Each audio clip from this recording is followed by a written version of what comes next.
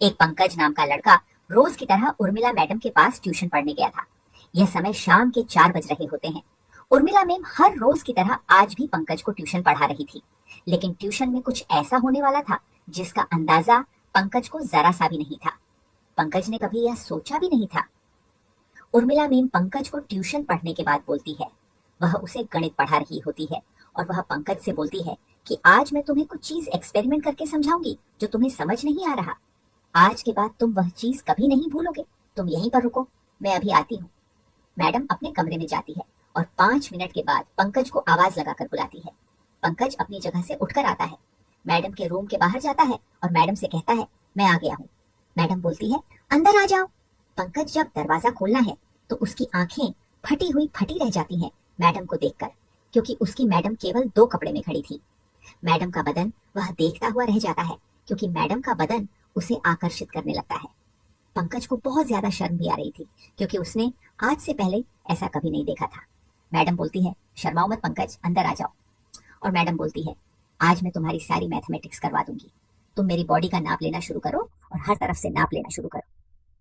पंकज इंची टेप लेता है और मैडम के बदन को नापने लगता है, हाथ, पैर और बदन। पंकज उसका पूरे शरीर का नाप लिख लेता है और पंकज वहां से जाने लगता है। मैडम कहती है, अरे रुको, कहाँ जा रहे हो? मैं भी तो तुम्हारे शरीर का नाप ले लूं।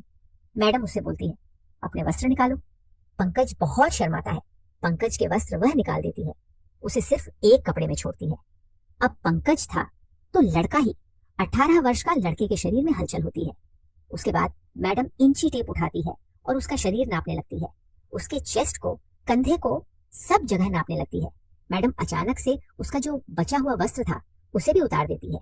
पंकज पूरी तरह बिना कपड़े के हो जाता है। मैडम की आंखों में चमक आ जाती है और मैडम सब जगह नापने लगती है और बोलती है, अब तुम बड़े हो गए हो। पंकज मैडम पंकज को टच करने लगती है। इससे पहले पंकज कुछ समझ पाता, मैडम ने पंकज को बेड पर धक्का दे दिया था। उसके साथ क्या होता है दोस्तों, आप समझ सकते हैं। उसकी मैडम उसके साथ शारीरिक संबंध बनाने लगती है। उसकी मैडम उसके साथ शारीरिक संबंध बनने लगती है। उसके बाद मैडम जो करने वाली थी उसकी पंकज को जरा सी भी भनक नहीं थी। कहानी यहाँ से लेकर कहाँ खत्म होने वाली थी, आप बने रहिए मेरे साथ वीडियो में, मैं आपको पूरी कहानी विस्तार से बताऊंगी। नमस्कार दोस्तों, आशा करती हूँ आप सभी लोग बहुत अच्छे होंगे। चैनल को सब्सक्राइब कर दीजिए, वीडियो को लाइक करिए और वीडियो में कमेंट करिए और बेल आइकन को जरूर प्रेस कर देना। दोस्तों चलिए कहानी की तरफ बढ़ते हैं। मध्य प्रदेश का एक क्षेत्र ग्वालियर में सरकार एक आश्रमशाला चलती है, जहाँ पर बच्चों के लिए पढ़ने की जगह, टीचरों के लिए रहने की जगह, पूरा क्वार्टर वहां पर होता है। सब कुछ एक ही कैंपस में होता है। ऐसे ही उसे जिले की एक घटना की बात बताने जा रहा हूँ। ये घटना 5 वर्ष पहले की है। एक टीचर थे, उनका नाम था नवीन। नवीन हिंदी सब्जेक्ट के टीचर होते हैं। नवीन वहां पर अपनी पत्नी को साथ लेकर पहुंचते हैं। उनकी पत्नी का नाम उर्मिला था। अब मैं आपको उर्मिला के बारे में बता दूं। उर्मिला इंदौर की रहने वाली एक महिला थी और नवीन सर ग्वालियर के पास के रहने वाले थे। उनकी पोस्टिंग यहाँ पर हुई थी। उनकी शादी उर्मिला से कर दी जाती है। उर्मिला नवीन से 6 साल छोटी थी। गुरुजी बूढ़े दिखने लगे थे और उर्मिला अभी भी जवान थी। उर्मिला को देखकर कोई कह नहीं सकता था कि उसकी उम्र 28 साल है। वह अभी भी 22 उम्र की लगा करती थी। नवीन सर 34 साल के हो चुके थे। उर्मिला की माँ की इच्छा शरीर पर पूरी नहीं कर पाते थे। अपनी इच्छाओं को मन में दबा लिया करती थी। उर्मिला और उनके पति को यहाँ पर आए हुए 4 महीने हुए होते हैं कि वह बच्चों को ट्यूशन देने लगते हैं, जो बच्चे पढ़ाई में कमजोर होते हैं। कैंपस में अपने टीचरों के पास पढ़ने चले जाया करते थे। सभी लड़कों में से एक लड़का पंकज होता है। पंकज वहां पर पढ़ने जाने लगता है। पंकज गणित विषय में बहुत कमजोर होता है। नवीन सर हिंदी के टीचर होते हैं और उनकी पत्नी उर्मिला गणित विषय का अधिक ज्ञान था। नवीन सर उर्मिला से बोलते हैं कि तुम पंकज को गणित पढ़ा दिया करो। पंकज उर्मिला से गणित पढ़ता था। पढ़ते पढ़ते 3-4 महीने बीत गए थे, लेकिन एक दिन नवीन सर किसी महत्वपूर्ण कार्य से बाहर गए होते हैं। उस दिन पंकज ट्यूशन पढ़ने आता है। फिर मैडम उसे पानी पीने के लिए देती है। मैडम के हाथ से गिलास गिर जाता है और पानी पंकज के कपड़ों पर गिर जाता है। उसके कपड़े गीले हो जाते हैं। मैडम पंकज से बोलती है कि तुम बाथरूम में जाकर के खुद को साफ कर लो। पंकज बाथरूम में जाता है और अपने वस्त्र उतार कर अपने आप को ठीक करने लगता है और उर्मिला मैडम उसे देखने लगती है। चुपके से पंकज को देखकर मैडम बहुत खुश हो जाती है। जब वह नौजवान लड़के को निर्वस्त्र देखी है तो उसके मन में कुछ कुछ होने लगता है। मैं उसके बारे में गलत सोचने लगती है। कुछ भी हो, मैं पंकज को अपने झांसे में फंसा कर रहूंगी। पंकज छोटा खिलौने बना लूंगी। वह पंकज को अपनी जवानी दिखाती है। पंकज के सामने अपना पल्लू गिरा दिया। कभी अपने पैरों की साड़ी ऊपर तक कर लिया करती थी। पंकज बहुत शर्मीला लड़का था। वह आगे बढ़ता ही नहीं था, लेकिन यह सब देखता रहता है। वह महिला अपने मन में सोच लेती है कि पंकज कुछ भी आगे नहीं बढ़ रहा है, मुझे ही कुछ करना पड़ेगा, और वह मौका ढूंढने लगती है। एक दिन उसका पति काम से बाहर गया होगा और यह बात उर्मिला को पता होती है कि वह 4 से 5 दिन में वह वापस आएगा। उर्मिला के लिए चांस बहुत सही लगता है और पंकज को बुलाती है। खुद भी निर्वस्त्र हो जाती है और पंकज को भी निर्वस्त्र कर देती है और पंकज से बोलती है कि तुम मेरी बॉडी नाप लो, और उसके बाद है खुद उसकी बॉडी का नाप लेती है और उसके बाद वह पंकज के साथ शारीरिक संबंध बना लेती है। पंकज जवान लड़का था। वह पहले तो शर्मा रहा था, लेकिन एक बार सब कुछ हो जाने के बाद वह मैडम के सामने अच्छे तरीके से सब कुछ करने लगा था। पंकज अपना सब कुछ मैडम को देने लगा था और मैडम भी बहुत मजा ले रही थी, जो उसने कभी सोचा भी नहीं था। उसे सुखी अपने पति से उम्मीद भी नहीं कर सकती थी। हल्के हल्के यह गेम इसी प्रकार से चलता रहता है। जब उसका पति घर पर नहीं होता था, तब पंकज छुप छुप कर उसके घर में आ जाया करता था और उसके साथ शारीरिक संबंध बनाता था।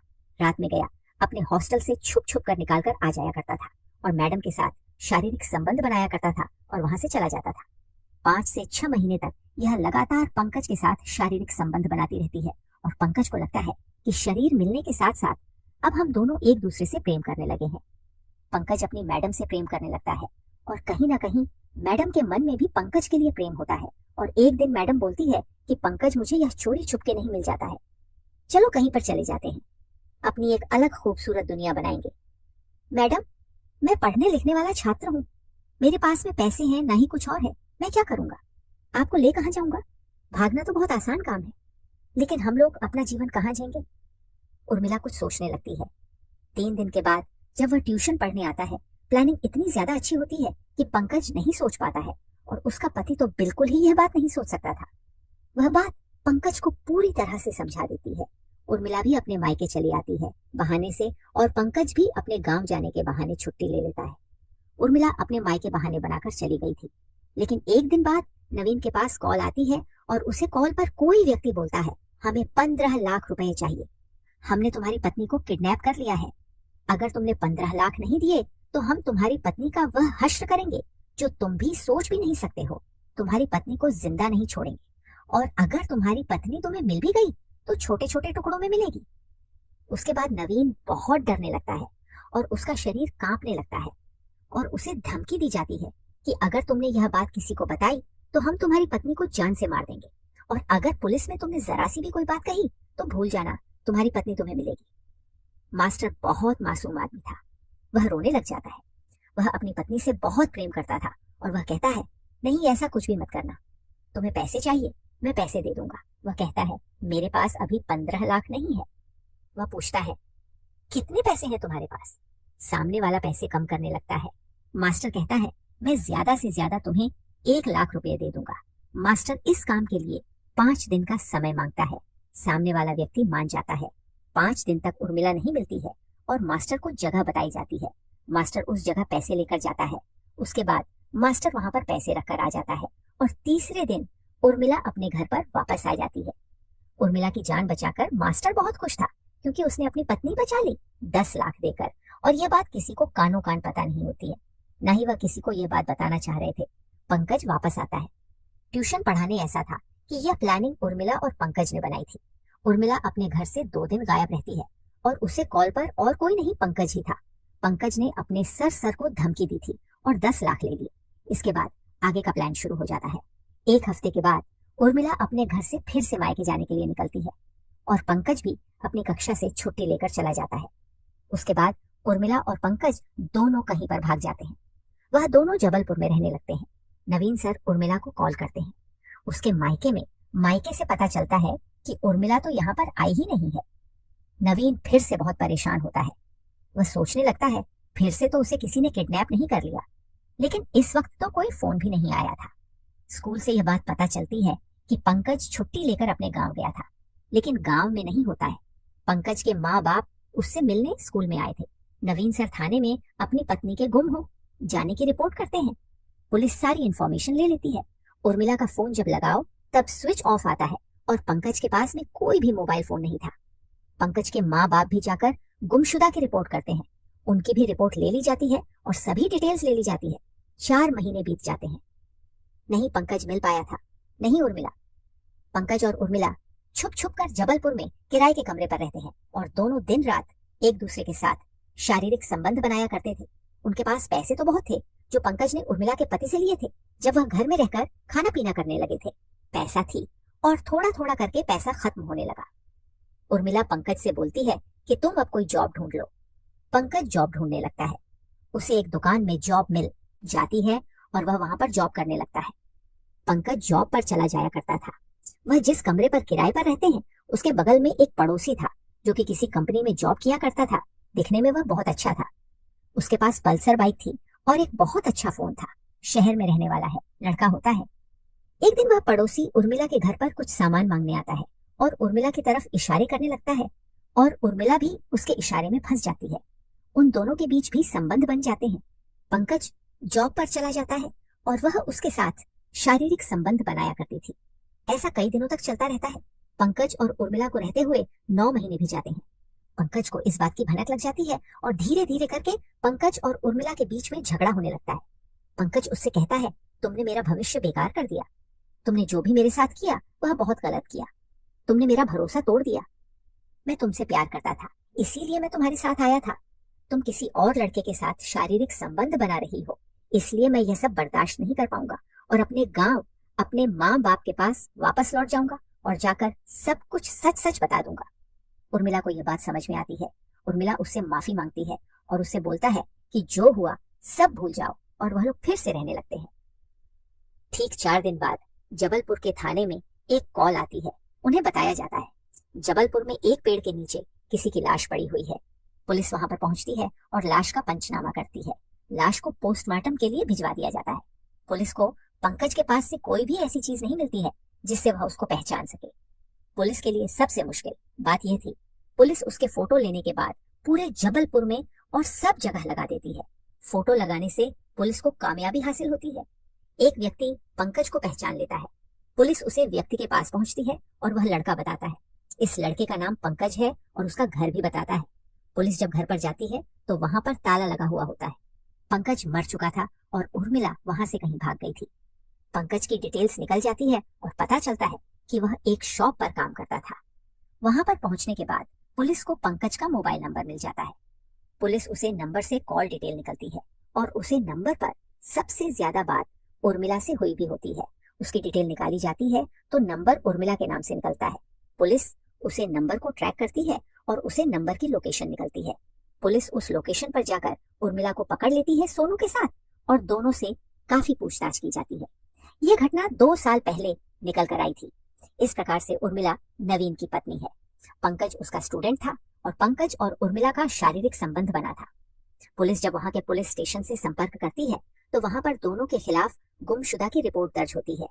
उनके घर वालों को बुलाया जाता है। पंकज के घर वाले अपने बेटे को तुरंत पहचान लेते हैं और लाश घर पर दे दी जाती है। नवीन सर भी वहां पर पहुंचते हैं। उर्मिला बहुत शर्मिंदा थी। नवीन सर से नजरें नहीं मिल पा रही थी। अब होना क्या था दोस्तों, पुलिस पंचनामा कर चुकी थी। निम्न धाराओं को लगाकर यह रिपोर्ट दर्ज की जाती है। उर्मिला को कोर्ट के सामने पेश किया जाता है। दफा 302 और 120 के तहत 3 साल तक इस केस की सुनवाई चलती है। 3 साल बाद उर्मिला को उम्र कैद की सजा सुना दी जाती है। तो दोस्तों यह थी आज की घटना। दोस्तों इसमें अधिक से अधिक गलती उर्मिला की थी और पंकज की तो थी ही थी, लेकिन सबसे बड़ी गलती हमारे माँ बाप की होती है कि सरकारी नौकरी के चक्कर में वह अपनी बेटी की शादी किसी से भी कर देते हैं। सरकारी नौकरी के आगे सब कुछ दोबारा जाता है। इसी कारण ऐसे केस बहुत अधिक सामने आते हैं।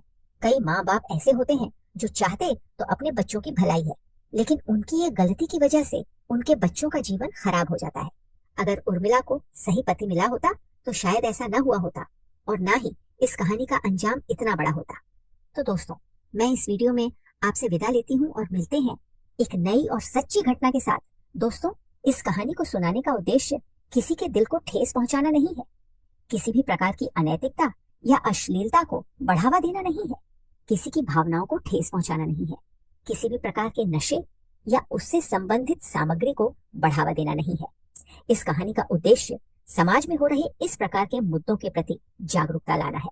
हम इस कहानी के माध्यम से शैक्षिक संदेश देना चाहते हैं कि इस प्रकार के मुद्दों के प्रति जागरूक रहें, सावधान रहें, सतर्क रहें। यदि कहीं भी आपको इस प्रकार का कोई कार्य दिखता है तो उसे खुद को व अपने परिवार को सावधान रखें। कहानी पसंद आई तो अपने दोस्तों और रिश्तेदारों को भी भेज दीजिए। चैनल को सब्सक्राइब कर दीजिए, वीडियो को लाइक कर दीजिए। मिलते हैं आपसे ऐसी ही नई कहानी में। तब तक के लिए धन्यवाद।